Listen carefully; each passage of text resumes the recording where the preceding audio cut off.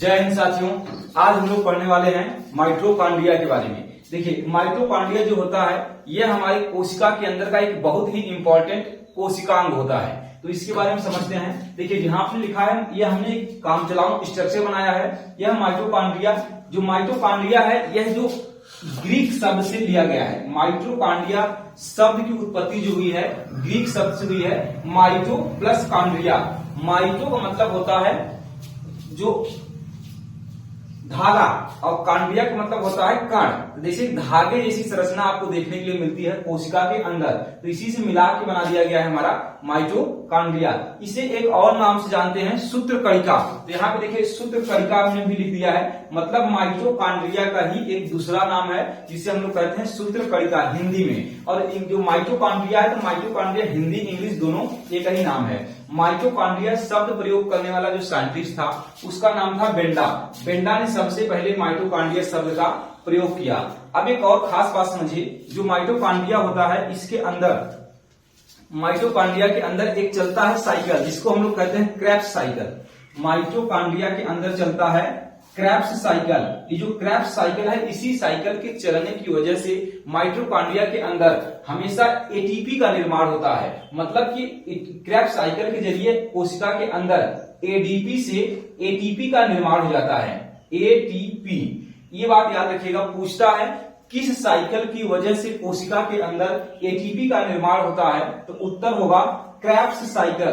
Krebs cycle चलता है, वह एडीपी से एटीपी का निर्माण करता है। एटीपी को ही हम लोग करेंसी कहते हैं। करेंसी कहने का मतलब कि मुद्रा।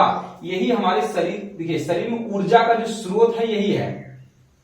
हमारे शरीर में जो एनर्जी बनती है वो एटीपी के रूप में ही बनती है और बनता माइटोकॉन्ड्रिया में है। इसीलिए इसका एक और नाम दिया गया पावर हाउस। पावर हाउस इसे कहने का मेन कारण था क्योंकि ऊर्जा यहीं पर बन रहा था। और ऊर्जा बन कैसे रहा था कि क्रेब्स साइकिल की चलने की वजह से। अगर क्रेब्स साइकिल नहीं चलेगा तो एडीपी से एटीपी का निर्माण नहीं होगा। जब एटीपी का निर्माण नहीं होगा तो हमारे शरीर में ऊर्जा की कमी हो जाएगी। तो ऊर्जा की पूर्ति के लिए जाना जाता है, इसलिए इसका नाम एक और रखा गया, क्या चीज, पावर हाउस। यहाँ पे देखिए हमने लिखा है पावर हाउस। माइटोकॉन्ड्रिया को ही पावर हाउस के नाम से जाना जाता है। सवाल पूछता है कि कौन सा ऐसा कोशिकांग है जो पावर हाउस के नाम से जाना जाता है, उसका उत्तर होगा माइटोकॉन्ड्रिया।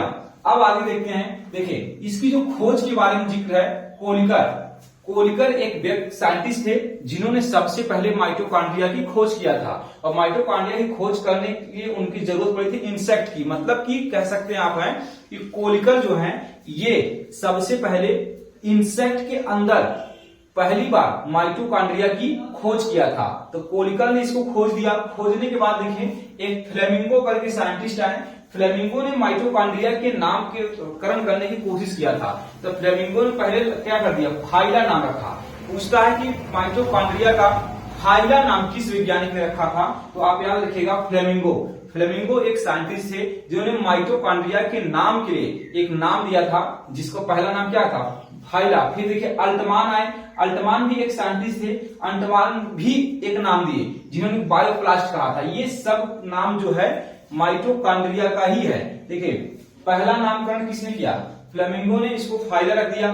फिर इसके बाद अल्टमान ने इसे बायोप्लास्ट कहा। फिर बाद में देखिए जब बेंडा आए तो बेंडा ने कहा कि ये सही नाम सही नहीं है। फिर अंतिम में क्या रख दिया गया, माइटोकॉन्ड्रिया।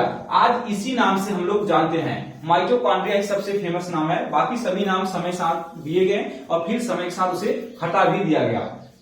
इसके बाद एक इंपॉर्टेंट बात समझिए, जितने भी मैमल्स देख रहे हैं, मैमल्स कहने का मतलब होता है स्तनधारी जीव। जो स्तनधारी आपको जीव दिखाई दे रहे हैं उन स्तनधारियों के जीव में जो आरबीसी होता है, रेड ब्लड कार्पोस्केल्स जो होता है, उसके अंदर माइटोकॉन्ड्रिया नहीं पाई जाती है। वयस्क मैमल्स के अंदर, मतलब एक जवान जो यंग मैमल्स होगा उसके आरबीसी में माइटोकॉन्ड्रिया की संख्या नहीं होती है। आप कह सकते हैं कि आरबीसी के अंदर माइटोकॉन्ड्रिया एब्सेंट होता है, नहीं होता है। इसके बाद समझिए माइटोकॉन्ड्रिया की साइज के बारे में। माइटोकॉन्ड्रिया का जो साइज होता है 0.05 से लेकर के 1.1 माइक्रोन मीटर का इसका साइज होता है। यह बहुत ही छोटा है। 0.5 से लेकर के सोचिए 1.1 माइक्रोन मीटर तक होता है।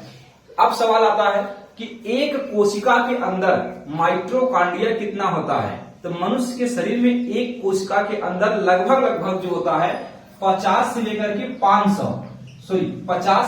के 5000 तक माइटोकॉन्ड्रिया की संख्या होती है। इस चीज को याद रखिएगा, जितने भी जो आपको जीव दिखाई दे रहे हैं उन जीव के अंदर जो कोशिका है, कोशिका के अंदर एक कोशिका के अंदर कम से कम 50 से लेकर के 5000 माइटोकॉन्ड्रिया पाए जाते हैं। इसलिए देखिए, जब जितना अधिक माइटोकॉन्ड्रिया होगा उतना अधिक क्रेब्स साइकिल चलेगा। जब उतना अधिक क्रेब्स साइकिल चलेगा तो उतना अधिक उसके शरीर में ऊर्जा का भी निर्माण होता है। हमें लग रहा है कि अब काफी चीजें आप समझ गए, थोड़ा बहुत इधर समझते हम लोग हैं। यहाँ पे देखिए हमने जो स्ट्रक्चर बनाने की कोशिश किया गया है, जो माइटोकॉन्ड्रिया होता है ये एक डबल मेम्ब्रेन झिल्ली से घिरा होता है। इसके अंदर यहाँ देखिए डॉट डॉट डॉट मैंने एक सिंबल दिखाने की कोशिश किया है, ये है राइबोसोम। राइबोसोम का देखिए संबंध जो होता है ये होता है प्रोटीन से। जो हमारे शरीर में प्रोटीन का निर्माण होता है वह राइबोसोम के जरिए ही होता है। तो आप देखिए इसे कह सकते हैं कि प्रोटीन के निर्माण में भी सहायता करता है एक तरह से। तो ये सारी इंफॉर्मेशन माइटोकॉन्ड्रिया से संबंधित खत्म हुई। अब हम लोग समझते हैं कि माइटोकॉन्ड्रिया का काम क्या है। माइटोकॉन्ड्रिया का काम देखिए, जो वसा आप देख रहे हैं फैट, जो फैट है इस फैट के अंदर, इस फैट के उपापचय के लिए जरूरी होता है माइटोकॉन्ड्रिया। फैट के उपापचय के लिए माइटोकॉन्ड्रिया जरूरी होता है। अगला कंडीशन समझिए, जो स्पर्म होता है, जितने भी मेल हैं उस मेल के शरीर में जो स्पर्म का निर्माण होता है उस स्पर्म को एक गति प्रदान करने के लिए, गति मतलब एक जगह से दूसरे जगह जाने के लिए जो ऊर्जा चाहिए वह ऊर्जा किससे मिलेगी? माइटोकॉन्ड्रिया से ही मिलेगा। अगर स्पर्म के अंदर माइटोकॉन्ड्रिया की संख्या कम है या नहीं है तो स्पर्म गति नहीं कर सकता है। और जब स्पर्म गति नहीं करेगा तो निषेचन होने की प्रक्रिया उतना मतलब स्लो हो जाएगी या निषेचन होने की संभावना उतनी कम हो जाएगी। तो एक स्पर्म के अंदर माइटोकॉन्ड्रिया की संख्या भी बेहतर होना बहुत जरूरी होता है, जिससे सही समय पर स्पर्म एग के पास पहुंच सके, एग को फर्टिलाइज कर सके। सोचिए निषेचन में माइटोकॉन्ड्रिया का कितना बड़ा योगदान है। अगर माइटोकॉन्ड्रिया नहीं होगा स्पर्म के अंदर तो निषेचन नहीं होगा, क्योंकि स्पर्म जहां होगा वहीं रह जाएगा, आगे बढ़ नहीं पाएगा। तो आगे बढ़ने के लिए उसे चाहिए ऊर्जा, और ऊर्जा के लिए जिम्मेदार है माइटोकॉन्ड्रिया। तो माइटोकॉन्ड्रिया की सहायता से स्पर्म आगे बढ़ता है। ये बात आपको समझ में आ गई होगी। इसके बाद देखिए कैल्शियम का संचारण, जो हमारे शरीर में कैल्शियम होता है उस कैल्शियम को एक जगह से दूसरी जगह लेके जाने में भी भूमिका निभाता है हमारा माइटोकॉन्ड्रिया। तो इसके संचार में ये भूमिका निभा देता है। और आपको पहले ही बता दिया हमने कि एडीपी से एटीपी का निर्माण करता है। ये सारा इंफॉर्मेशन है माइटोकॉन्ड्रिया से संबंधित। ये हेडिंग बहुत छोटी थी तो आप इसे पूरा याद रखिएगा। बस इसमें कुछ जितने साइंटिस्ट हैं जितनी बात है ये सारी बातें इंपॉर्टेंट है। तो मैं इस बात को एक बार फिर से रिवाइज करा रहा हूं, 1 मिनट में आप ध्यान से देखिए। ये स्ट्रक्चर है माइटोकॉन्ड्रिया का। माइटोकॉन्ड्रिया की जो खोज करने वाले वैज्ञानिक थे कोलिकर थे। कोलिकर ने इंसेक्ट में माइटोकॉन्ड्रिया की खोज कर दिया। इसके बाद फ्लेमिंगो नामक वैज्ञानिक थे जिन्होंने इसे फाइला नाम दिया। फिर अल्टमान वैज्ञानिक आए जिन्होंने इसका नाम बायोप्लास्ट रख दिया।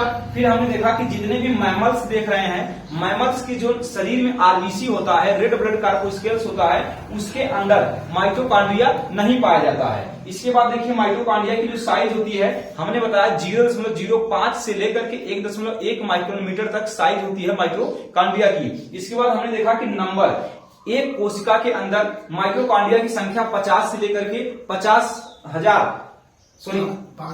से लेकर के 5000 तक होता है। ठीक, 50 से लेकर के 5000 तक माइटोकॉन्ड्रिया की संख्या होती है। माइटोकॉन्ड्रिया के अंदर कौन सा साइकिल चलता है यह पूछा जाता है बात, याद रखिए क्रेब्स साइकिल। माइटोकॉन्ड्रिया के अंदर क्रेब्स साइकिल चलता है जिससे एडीपी से एटीपी का निर्माण होता है। इसी से हमारे शरीर में ऊर्जा मिलती है। जैसे मैं बोल रहा हूं तो मेरे बोलने के लिए जिम्मेदार क्या है? माइटोकॉन्ड्रिया ही जिम्मेदार है। अगर हमारे शरीर में ऊर्जा नहीं होता तो मैं बोल ही नहीं पाता।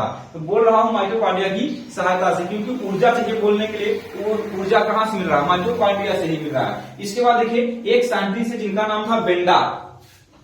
ये बेंडा भाई साहब जो थे इन्होंने माइटोकॉन्ड्रिया शब्द दिया था। आज यही शब्द प्रचलित है। जो माइटोकॉन्ड्रिया शब्द है यह ग्रीक शब्द से बनाया गया है।